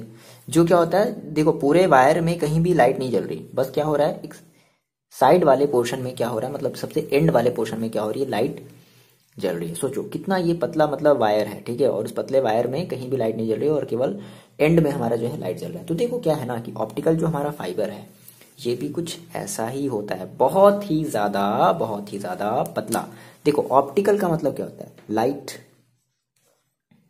ओके। और फाइबर का मतलब आप जानते हो, फाइबर का मतलब जिसको हम कहते हैं क्या, रेशे कहते हैं, मतलब छोटे छोटे मतलब पतले पतले धागे, ठीक है। फाइबर बहुत ही पतले पतले, है ना, एकदम टाइनी टाइप से, है ना, बहुत ज्यादा थिन, है ना, थिन क्या कह सकते हैं, क्या कह दिया भाई, थिन मतलब बहुत ज्यादा पतला एकदम धागा, है ना। तो अब यानी कि अब उस फाइबर्स में, है ना, बेसिकली हमारी ये ग्लास की बनी हुई होती है, तो उस फाइबर्स में क्या फ्लो, क्या क्या हमारी जाएगी, लाइट जाएगी, है ना।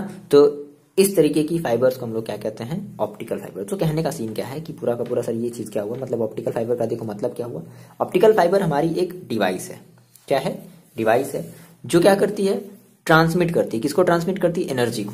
बात समझो, हमने कहा सर ऑप्टिकल फाइबर, ध्यान समझना, optical fibre is a device, ठीक है। Optical fibre is a device, okay, which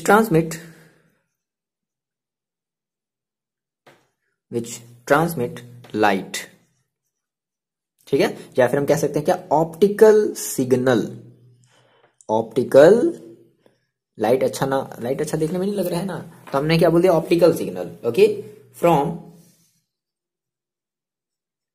one place to another, ठीक है, वन प्लेस टू अनदर, ठीक है। और जब हम इसमें लाइट का हम जब ट्रांसफर करेंगे तो जो लॉसेज होगा लाइट का बहुत ही कम होगा, है ना, through little loss of light. अब क्यों होगा, हम ये चीज थोड़ा सा समझते हैं। जैसा कि आपको समझ में आ रहा है कि और हमारी जो ऑप्टिकल फाइबर है वो किसके बेस्ड पर है, वो बेस्ड हमारा टोटल इंटरनल रिफ्लेक्शन के बेस्ड पर है। तो जैसा कि आपने फिगर में देखा, जैसे एक और फिगर देखो आप, दिख रहा है आपको ये फिगर, तो इस फिगर में देखो जो सबसे टाइनी पार्ट है, मतलब जो सबसे एकदम जो थिन वाला पार्ट है ना, उसी को हम कह रहे हैं क्या, ऑप्टिकल फाइबर। अब सर ये हम लोग यूज कहाँ करते हैं, देखो जैसे आपने हमेशा देखा होगा कि सड़क के किनारे क्या होते हैं ना, गड्ढे खोदे जाते हैं और गड्ढे खोद करके उसमें वायर बिछाई जाती है। तो ये वही वायर है ना, जिसके थ्रू आप अपना जो भी आपके रिलेटिव्स हैं, जो भी आपकी मम्मी पापा भाई बहन गर्लफ्रेंड बॉयफ्रेंड हैं, तो इन वायर्स के थ्रू ही आप क्या कर पाते हो, बात कर पाते हो, यानी कि आप जो इंटरनेट चला पा रहे हो, है ना। ये सारा का सारा बेसिकली इंटरनेट की अगर हम बात कर रहे हैं तो ये सारा का सारा जो आप जो अपनी जो पिक भेज पा रहे हो एक दूसरे को, ये सारा का सारा इसी ऑप्टिकल फाइबर्स के हेल्प से हो रहा है। मतलब कि ये एक कम्युनिकेशन है ना, है एज हम इस ऑप्टिकल फाइबर को कहा कैसे यूज कर रहे हैं, कम्युनिकेशन में यूज कर रहे हैं, ठीक है। तो यही चीज है। अब क्या करती है, कैसे अब वर्क कैसे करती है, तो देखो समझते हैं। ये फाइबर जो है ना, ये थोड़ा सा मतलब ये जैसे मान लो ये हमारे पास ये मार्कर है, ओके, हम इसको अगर अभी अंदर से खोल दें तो ये अंदर से हॉलो होगा ना, तो ये ऑप्टिकल फाइबर भी अंदर से देखने में आपको इतना ज्यादा पतला है, लेकिन ये एक ऑप्टिकल फाइबर में कम से कम 2000 टेलीफोन कन्वर्सेशन को हम जो है एक जगह से दूसरी जगह ट्रांसफर कर सकते हैं। सोचो केवल इस आपको एक जो पतली सी जो आपको एक जो वायर नजर आई ना सबसे थिन वाली, उस केवल एक पतले से ऑप्टिकल फाइबर में हम जो है लगभग 2000 से ज्यादा जो है हम वो कम्युनिकेशन को हम क्या कर सकते हैं, सेंड कर सकते हैं। देखो होता क्या, अभी चीजें हम यहाँ पे थोड़ी सी और आगे समझेंगे, बट बेसिक सी पहली बात आपको इतनी समझ में आनी चाहिए कि ऑप्टिकल फाइबर बेसिकली क्या होगा कि एक डिवाइस है जो क्या ट्रांसमिट करती है, लाइट को ट्रांसमिट करती है। यानी कि आपने जो भी बात कही, हेलो, है ना, या फिर आपने जो भी अपना इमेज भेजा, तो वो उस इमेज को पहले क्या करेगा, लाइट में कन्वर्ट करेगा। बेसिकली हम यूज करते हैं ट्रांसड्यूसर का यूज करते हैं, वो सब बात की बातें हैं, फिलहाल आपको बहुत ज्यादा डीपली नहीं पढ़ना। अब जब इंजीनियरिंग करोगे आईटी वाले ब्रांच से या फिर सीएस वाले ब्रांच से, ठीक है, हम लोग में तो ये नहीं था भाई, हम लोग तो मैकेनिकल ब्रांच के थे, तो अब ये सब सारी चीजें आपको देखने को मिलेंगी। फिलहाल इतनी सी बात समझो, क्या ऑप्टिकल फाइबर एक डिवाइस है जो क्या करती है, जो लाइट को ट्रांसमिट करती है एक प्लेस से दूसरे प्लेस में बहुत ही जल्दी, जैसे इंटरनेट है, एक क्लिक किया, लो भैया मेरा फोटो चला गया तुम्हारा वहां पर, लो देख लो ऐसे तो होता है नहीं। तो देखो होता है कैसे, अभी आपको बताएंगे, थोड़ा सा सब्र कर रखना, बताएंगे अभी आपको। देखो तो हमने कहा क्या भाई, हमारा ऑप्टिकल फाइबर क्या है, एक ऐसी डिवाइस है, बहुत ही टाइनी डिवाइस है, बहुत ही थिन सी डिवाइस है ना, जो कि प्लास्टिक की बनी होती है या फिर जो है क्वार्ट्ज की बनी हुई होती है। अभी देखेंगे जो क्या करती है, लाइट को ट्रांसफर करती है बहुत ही फास्टली। भाई देखो लाइट की स्पीड ही कितनी होती है, 3 × 10⁸ मीटर पर सेकेंड, समझ रहे हो, बहुत ज्यादा है। तो लाइट की, अब हाँ ऐसा भी है कि लाइट की स्पीड से अभी तक कुछ भी डिस्कवर नहीं हुआ, मतलब कि ऐसी कोई ऑब्जेक्ट नहीं है जो लाइट की स्पीड से ज्यादा चल सके। देखो पहली बार जब हम ऑप्टिकल फाइबर्स के बारे में जब हम लोग ने पढ़ा था ना, अच्छा ठीक है, पहले हम लोग आगे थोड़ा सा पढ़ते हैं। तो देखो हुआ क्या, हमने कहा सर ये चीज है। अब इसका हम लोग थोड़ा सा कंस्ट्रक्शन देखते हैं। क्या देखते हैं भाई, कंस्ट्रक्शन। ठीक, तो बेसिकली इसके 3 पार्ट्स होते हैं। ऑप्टिकल फाइबर्स के 3 पार्ट होते हैं। फर्स्ट पार्ट हमारा होता है कोर। क्या होता है, कोर। दूसरा पार्ट हमारा होता है क्लैडिंग। क्या होती है भाई, क्लैडिंग। और एक और थर्ड पार्ट हम इसको प्रोटेक्ट करने के लिए बनाते हैं, इसके ऊपर लगाते हैं, क्या हम इसको बोलते हैं, बफर कोटिंग। बफर कोटिंग मतलब ये हमारे उस ऑप्टिकल फाइबर को बचाता है ना, क्योंकि भाई जमीन के अंदर रहना है, समुद्र के अंदर, ये पूरी दुनिया में फैला हुआ है, समझ रहे हो। जो इंटरनेट वाला जो कनेक्शन है ना, ये पूरी की पूरी दुनिया में जमीन के थ्रू है ना, ओशियंस के थ्रू ये पूरी दुनिया में फैला हुआ है। आप कभी सर्च करना है ना, सब सारी चीजें आपको समझ में आएंगी। बहुत सारी चीजें हैं जो आप अभी नहीं जान रहे हो, बहुत सारी चीजें हैं जो आप जान रहे हो, बहुत सारी चीजें हैं जो आप अभी समझ रहे हो। तो सारी चीजें थोड़ा सा देखा करो, है ना। यूट्यूब पे गाने वाने देखने से अच्छा ही है कि आप ये सब सारी चीजें थोड़ी सी सर्च करके देखा करो। ओके चलो, तो हमने कहा सर इसका बेसिकली कंस्ट्रक्शन देखो कितने तरीके से हम इसको कंस्ट्रक्शन में बेसिकली हम 3 तरीके के पढ़ेंगे। कोर हमारा मेन पार्ट जो होता है, जिसको हम बेसिकली हमारा ये ऑप्टिकल फाइबर ही है। उसके बाद हम इसके ऊपर एक लेयर चढ़ाते हैं जिसको हम क्लैडिंग कहते हैं। और बफर कोटिंग, यानी कि इस कोर को और इस क्लैडिंग को प्रोटेक्ट करने के लिए हम बफर कोटिंग करते हैं। ठीक है, देखो कोर क्या होता है। कोर हमारा जो है बेसिकली हमारा ये सिलेंड्रिकल मतलब एक हमारा सेंट्रल पार्ट है ना। और बेसिकली ये सिलेंडर के शेप में होता है। कैसे होता है, जब सारी चीजें आपको नोट्स में मिल जाएंगी। कोर समझ लो क्या होता है, ये हमारा एक सिलेंडर के शेप में होता है ना, सिलेंड्रिकल शेप होता है, cylindrical. Okay, cylindrical in shape, ठीक है, कुछ इस तरीके से। देखो हम यहाँ पे, ये बहुत ज्यादा टाइनी है, बहुत ज्यादा ही छोटा। हम आपको इसको जूम करके दिखा रहे हैं, तो कैसा ऐसा हो रहा है, ठीक है। और इसके ऊपर हम क्या करते हैं, इसके ऊपर हम क्लैडिंग करते हैं। क्लैडिंग मतलब प्रोटेक्टिव लेयर्स लगाते हैं। समझना, थोड़ी सी बात यहाँ पे समझना, ठीक है। ये हमारा कोर है, ये जो दिखा ना आपको, ये आपका कोर है, ठीक है। और ये हमारी है क्लैडिंग। अब देखो क्या मतलब है, तो कोर में क्या होता है, जैसे हमारी मान लो ये जो कोर है ना, कोर में क्या करेंगे हम, क्रिटिकल एंगल से ज्यादा एंगल पर हमारी जो भी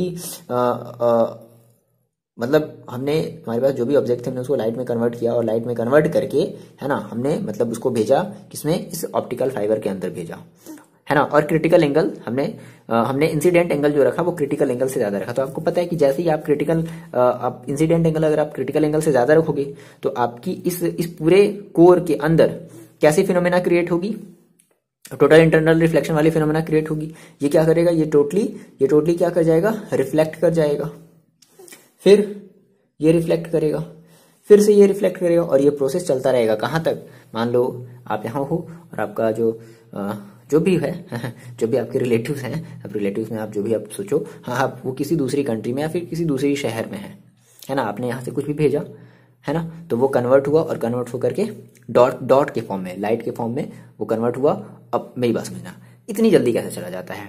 जैसे आपको पता है कि लाइट की स्पीड कितनी है, 3 × 10⁸ मीटर पर सेकेंड है ना। अगर आप इसको किलोमीटर में अगर कन्वर्ट करो ना, तो कितना आएगा, 3 × 10⁸ अपॉन मीटर है, तो 1 मीटर = 1000 किलोमीटर, 1 अपॉन है ना, तो 1 अपॉन 1000 किलोमीटर पर सेकेंड होगा। ओके, हाँ जी सर इतना होगा, ठीक है। अब इसको थोड़ा सा आप कट करोगे तो कितना होगा, 3 × 10⁵ किलोमीटर पर सेकेंड ना। मतलब कि 1 सेकेंड में सोचो इतना किलोमीटर, मतलब कि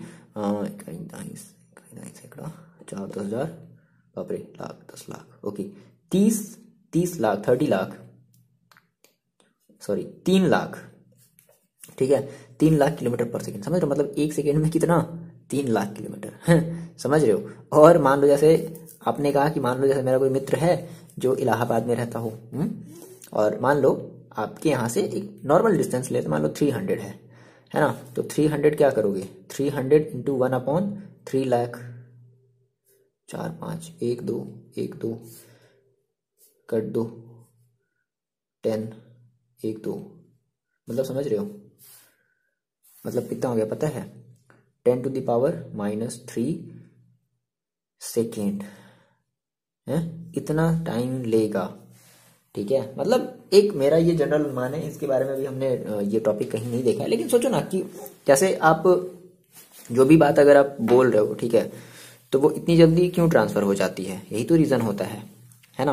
वो सबसे पहले कन्वर्ट होती है, कन्वर्ट होने के बाद इलेक्ट्रिकल सिग्नल्स में वो कन्वर्ट होती है, आप जो भी बोले वो इलेक्ट्रिकल सिग्नल में कन्वर्ट हुआ। ठीक है, आपको पता है कि लाइट जो हमारी होती है वो फॉर्म ऑफ एनर्जी है ना, ये सब सारी चीजें आप जान। अब देखो यहाँ से हमें एक चीज, यहाँ पे ये बात जब हम लोग स्टार्टिंग में जब हम लोग 12th में जब हम लोग थे ना, तो मैं यहाँ से एक बात समझ में मतलब बहुत ज्यादा अजीब लगा कि सर अगर ऐसा है तो सर हम अपने आप को मतलब ये थोड़ा सिली लगेगा आपको सुन करके कि सर हम अपने आप को ट्रांसफर क्यों नहीं कर सकते। जब हम भाई देखो, अब हम पूरे के पूरे कैसे हैं, हम भी तो क्या है एज मतलब एनर्जी, ठीक है, वो सारी चीजें हैं सर, एनर्जी को हम कन्वर्ट कर सकते हैं, तो क्या हम सर कुछ ऐसा टेक्निक नहीं लगा सकते हैं जिसमें हम अपने आप को कन्वर्ट कर लें और भेज दें। तो इसका देखो, इसका रीजन भी है। तो फिर जब हमने एक मूवी देखी मैट्रिक्स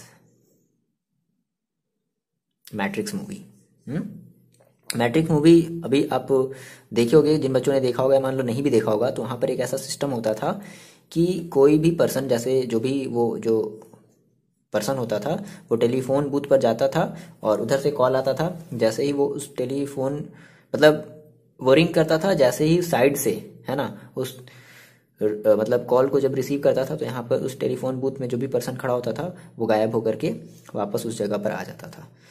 तो ये बात मेरे को पहले नहीं पता थी भाई, 12th वाला कहाँ इतना ज्यादा दिमाग नहीं रहता, बट हम आपको थोड़ा सा दिमाग दे रहे हैं। तो शायद इसी कॉन्सेप्ट का शायद यूज किया गया है, ठीक है। फिर बाद में जो चीजें देखो, ऐसा ना, ये मैट्रिक्स जो मूवी है ना, आप विश्वास नहीं करोगे बच्चे, हम इसको लगभग 18 बार देखे, 18 से लगभग बहुत ज्यादा बार देखे, 18 से बार भी ज्यादा बार भी देखे होंगे। फिर भी अभी भी ऐसे कुछ टॉपिक हैं, ऐसे ही कुछ चीजें हैं जो आज तक मेरे को समझ में नहीं आया। बड़ी गजब की मूवी है, आप देखना कभी, अभी मत देखना, एग्जाम्स वगैरह जब हो जाएंगे तब आप देखना मैट्रिक्स मूवी। इसके 3 पार्ट हैं। सर क्या बता रहे हैं सर ये क्या बता रहे हैं। देखो ये सब साइंस से रिलेटेड चीजें बच्चा ना, तो सब चीजें देखा करो आप, थोड़ा सा इंटरेस्टिंग चीजें। बॉलीवुड आप देखोगे यार, बॉलीवुड के गाने ये वो क्या ही है, मतलब चलो देखो क्या बता रहे सर, क्या बताने लगे, तो बताते हैं इसका रीजन, बताते हैं कि ऐसा क्यों नहीं हुआ, ऐसा क्यों नहीं हो सकता।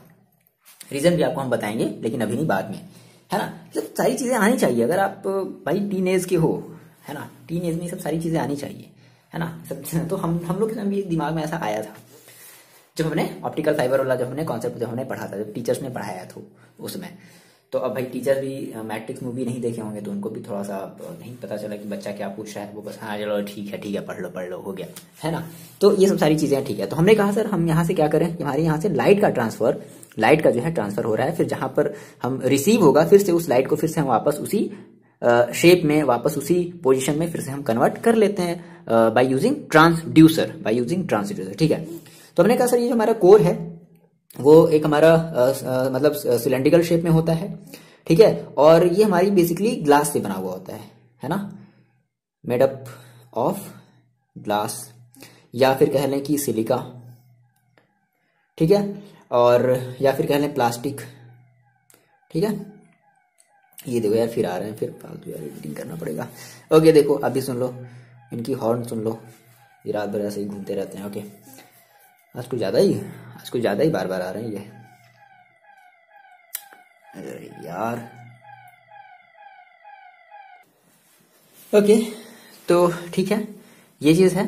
और हमने कहा कि ये जो हमारी जो ग्लास है, ये जो भी ग्लास है, जो भी सिलिका है, ये जो भी प्लास्टिक का हमने ये जो कोर बनाया ना, ये जो हमारी जो भी ये कोर है, ये वाला कौन सा पोर्शन है, ये जो पोर्शन है ना जो आपको दिखा, बहुत ही छोटा, बहुत ही टाइनी सा होता है, समझो एक बाल की बराबर, ठीक है। हमारा जो हेयर होता है ना उसकी लगभग उतना जैसा उसका थिकनेस होता है।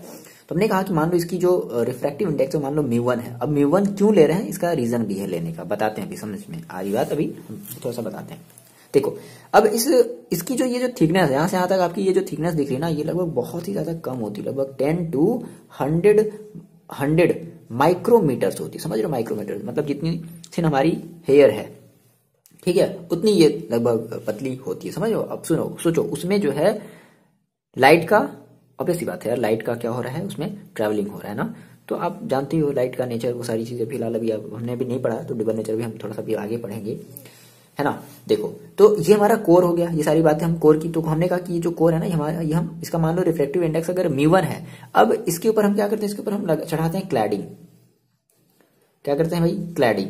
अब देखो क्लैडिंग का क्या मतलब है कि इस कोर को हम क्या करते हैं, सराउंडेड करते हैं किसी दूसरे ग्लास या प्लास्टिक से हम क्या करते हैं, इसको सराउंडेड करते हैं। अब इस ग्लास यानी कि हमने ये जो क्लैडिंग किया ना, इसकी जो रिफ्रैक्टिव इंडेक्स होगी वो होगी μ2, और याद रखना है कि μ1 इज ग्रेटर देन μ2।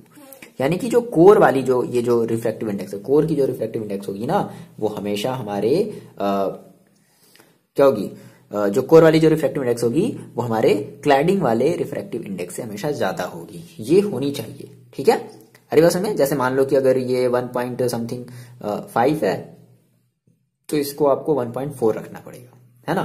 तो ये हमारा क्लैडिंग है। क्लैडिंग क्या करते हैं कि हम इस कोर के ऊपर क्या करते हैं, सराउंडेड एक जैकेट के फॉर्म में सराउंडेड करते हैं जिसकी रिफ्रैक्टिव इंडेक्स μ2 होती है, और जहां पर ये बताओगे कि वेयर μ1 इज ग्रेटर देन μ2, यानी कि कोर की रिफ्रैक्टिव इंडेक्स ज्यादा होती है।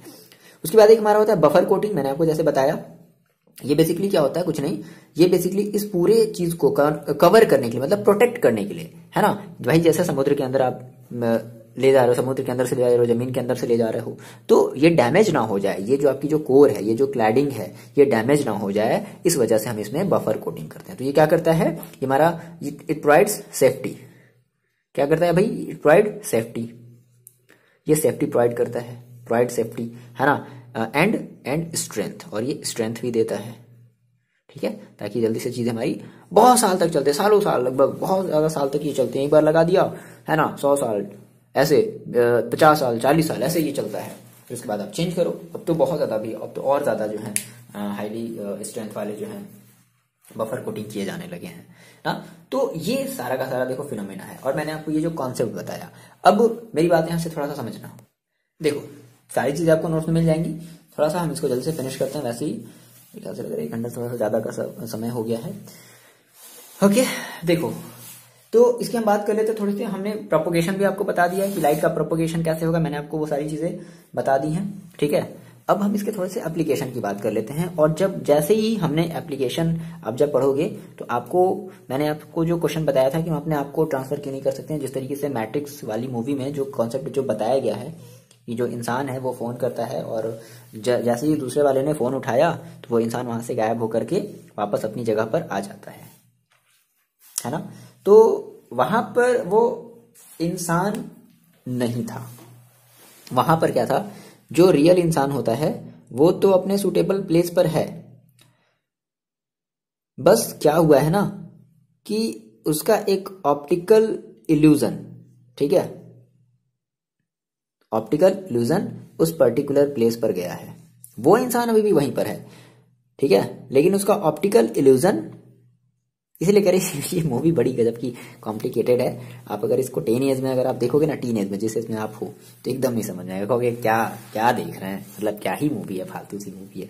लेकिन वो मूवी हमारे और आपके समय से बहुत आगे की मूवी है, समझ रहे हो, बहुत आगे की मूवी है वो, बहुत आगे की मूवी, हमारे और आपके समय से बहुत आगे की वो मूवी है मैट्रिक्स। आपके अगर कोई बड़े भाई होंगे ना, लगभग जो मेरी एज के होंगे, जिनका डेट ऑफ बर्थ लगभग 19 अबव होगा, मतलब 1995, 1994, 1993 होगा, आप उनसे पूछना, ठीक है, वो आपको बताएंगे कि हाँ बच्चा क्या पूछ रहा है ये। हाँ, बोलना कि भैया थोड़ा सा एक्सप्लेन करो मैट्रिक्स मूवी को, क्या आप समझे हो। अगर अच्छे से देखे होंगे तो वो समझा देंगे, नहीं देखे होंगे तो फिर वो कहेंगे यार मेरी तरह वो भी कहेंगे यार, मतलब बड़ी अजीब है, वो भी ऐसे ही कहेंगे यार बड़ी अजीब मूवी है।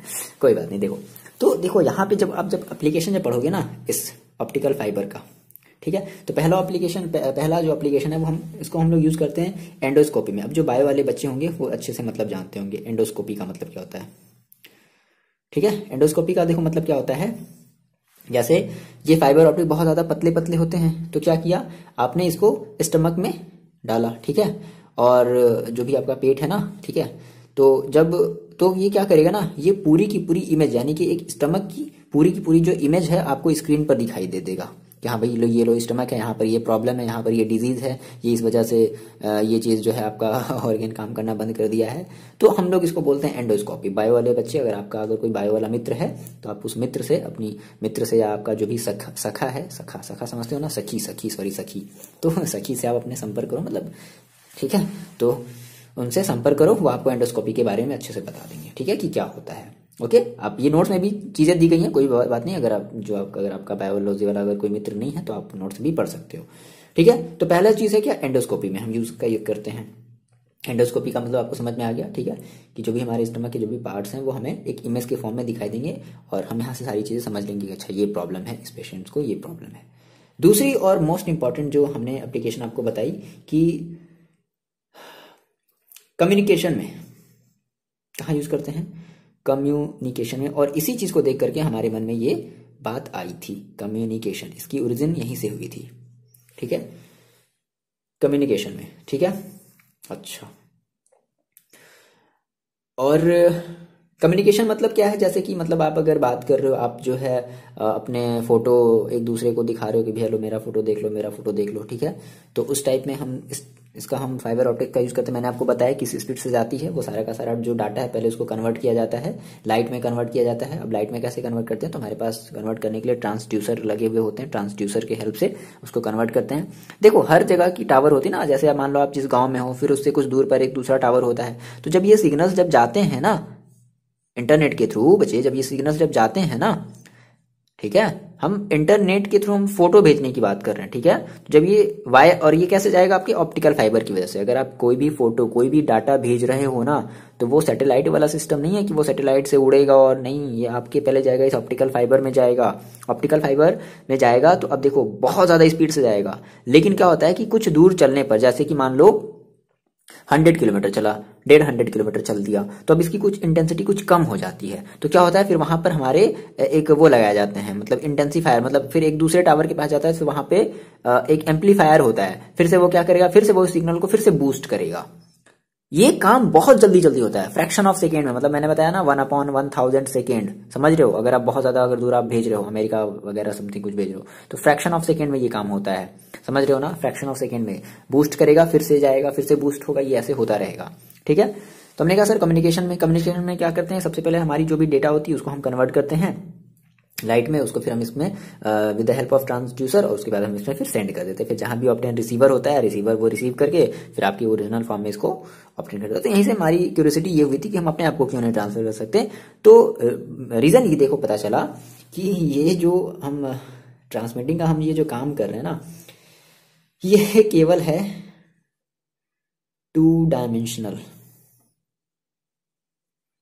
डायमेंशनल थिंग्स के लिए है ये केवल, ठीक है। अब हम लोग कैसे, हम लोग तो 3 डायमेंशनल है यार, तो हम लोग ये नहीं करते। हाँ, आप अब फ्यूचर में आप कुछ ऐसा बनाओ, कुछ ऐसी गैजेट बनाओ जिससे हम 3 डायमेंशनल चीजों को एक जगह से दूसरी जगह भेज सकें फ्रैक्शन ऑफ टाइम में। जिस तरीके से आपने कॉल किया, आपकी इमेज क्या होगी, दिखाई दी ना, दूसरे के वीडियो कॉल आपने किया, दिखाई दी ना, तो वैसे ही इमेज ना दिखाई दे, आप डायरेक्टली वहां पहुंच जाओ, लो भैया आ गए हैं, बिन बुलाए मेहमान आ गए, लोग परेशान हो जाएंगे, लोग कॉल ही उठाना बंद कर देंगे। नहीं, कुछ ऐसा ही होगा कि हाँ भैया ट्रेन ट्रेन करा यार, उठा लो, तुम पहुंच जाएंगे तुम्हारे घर पे। नहीं, वो मैट्रिक्स वाली मूवी का हाल हो जाएगा, फोन उठाओ तो सही, एक बार फोन तो उठाओ, हम आपके घर पर हैं। नहीं, कहेंगे अरे छोड़ो जाए तो हो गया, कभी और आना। कितना मजा आएगा। नहीं, चलो, तो आप सारी चीजें, ऐसी कुछ चीजें डिस्कवर करना, ओके। ये सब सारी चीजें हैं, तो सब अभी नहीं, अभी एग्जाम के बाद ये सब सारी चीजें सोचना, अभी प्रैक्टिकल मत करने लगना, ठीक है, वरना टाइम वेस्ट होगा, बहुत हम लोग का टाइम वेस्ट होता है इन सब चीजों को सोच करके, है ना।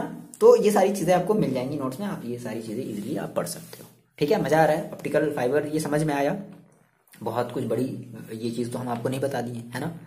तो ये है, और पूरी की पूरी हमारी जो अर्थ है ना, वो इसी हमारे ऑप्टिकल फाइबर से पूरी चारों तरफ से घिरी हुई है, मतलब हर जगह जो है इंटरनेट वायर्स लगाए गए हैं, जमीन के अंदर, समुद्र के अंदर, ओशियंस के अंदर, हर जगह, एक कंट्री से दूसरी कंट्री में, ओके। तो इसकी वजह से हम जो आपने इमेजेस जो हैं वो आपसे या आप हमारे मतलब आप शेयर कर पाते हो, ये सारी चीजें होती हैं डेटा के फॉर्म में, है ना, कहते हैं ना डेटा बन गया, अच्छा ये मेरा डेटा, तो भाई क्लियर है?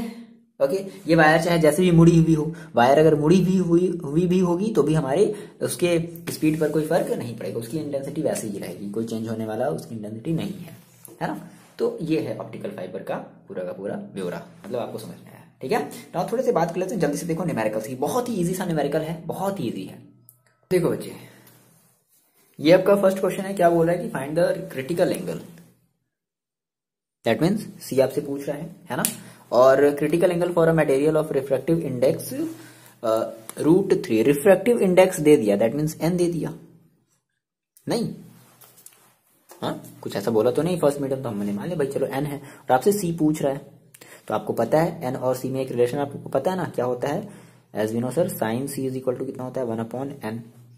तो 1/n, एन की वैल्यू रखते हैं 1/√3। अब √3 रखना नीचे पाप है, तो क्या करेंगे हम, इसका रिलेशनाइजेशन कर देंगे, कितना हो जाएगा, √3/3। इसको आप जब डिवाइड करोगे तो ये आपका आएगा 0.57, आप ये डिवाइड करके देख लो आएगा, ठीक है। सो आपको सी निकालना है, तो सी इज इक्वल टू कितना हो जाएगा, साइन इनवर्स 0.5773 हो गया। अब हमें क्या पता साइन इतने की वैल्यू क्या, हमको अगर टेबल मिला होता, वो लॉग वाला टेबल मिला होता तो हम निकाल लेते, समझ रहे हो। तो बट नहीं, हम ऐसे ही छोड़ देंगे, ये हमारा आंसर हो जाएगा। अरे बात समझ में। चलो बात करते हैं क्वेश्चन नंबर 2 की जल्दी से। देखो बच्चे लोग, ये आपका है क्वेश्चन नंबर 2, क्या बोला है कि calculate the speed of light in a medium. अब वो क्या मीडियम है नहीं पता, बट बोल रहा है कि whose critical angle is 30 degree, ठीक है, जिसकी क्रिटिकल एंगल कितनी दे दी गई है, 30 डिग्री दे दी गई है। That mean C is equal to, देखो कितना दिया है, 30 डिग्री। और आपसे speed of light in particular medium, मान लो हमने कहा कि हमारी उस मीडियम, हमारी जो भी मीडियम है उस मीडियम में हमारी, हमें क्या पूछा, हमें वेलोसिटी हमसे पूछ रहा है, उस मीडियम की पर्टिकुलर, उस मीडियम में लाइट की वेलोसिटी, लाइट की स्पीड, ठीक है, पूछ रहा है। क्रिटिकल एंगल दे दिया है, that mean C is equal to दे दिया 30 डिग्री। तो हम जानते हैं एन इज इक्वल टू क्या होता है, 1/sin सी, ये होता है। और एन का हमें एक और मतलब हमें पता था, याद करो, refractive index of medium with respect to air, तो क्या बोलते थे, C/V, याद आया, ये वाला रिलेशन देखो, n is equal to C/V, n is equal to C/V, refractive index of medium with respect to vacuum with respect to air. That means, तो जिसके रिस्पेक्ट में बोलता था, मैं आपसे फिर से बता रहा हूं, जिसके रिस्पेक्ट में बोलता था उसकी वेलोसिटी को हम ऊपर रखते थे, जिस मीडियम का रिफ्रैक्टिव इंडेक्स निकालना होता था उसकी वेलोसिटी को हम नीचे रखते थे, ये करते थे ना। चलो, तो n हमें देखो यहां से पता है, नहीं पता कोई बात नहीं, हम इसका यूज करेंगे। ये n इज इक्वल टू ये भी होता है और n इज इक्वल टू ये भी होता है, यानी कि जब ये इसके इक्वल है तो ये भी इसके इक्वल होगा, और ये इसके इक्वल है तो ये भी इसके इक्वल होगा ना।